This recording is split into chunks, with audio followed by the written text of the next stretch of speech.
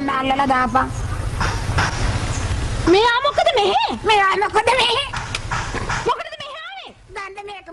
මං කිව්වේ නෑ ඒක බොන්නේ ඇයි? ආ බොනවද කියලා කොහොමද කිව්වලු ඉඳලා හිටලා බියර් එකක් බොනවා කියලා. ඔව් මං කිව්වා තමයි. යන්න පුතේ යන්න.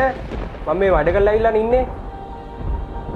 මාන්සිලා ඉන්නකොට නෝ කරදර කරන්නේ.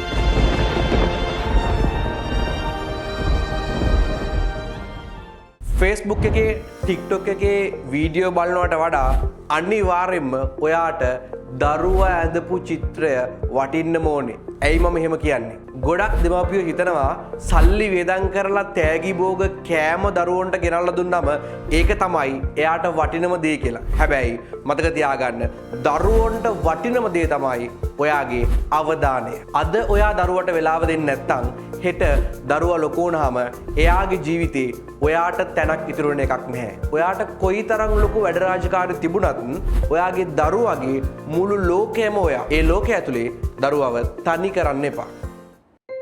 චරිත්ගිම්හාන් විභාගයට ජීවිතයට ජයගෙනෙන සොඳුරු ඇදුරා.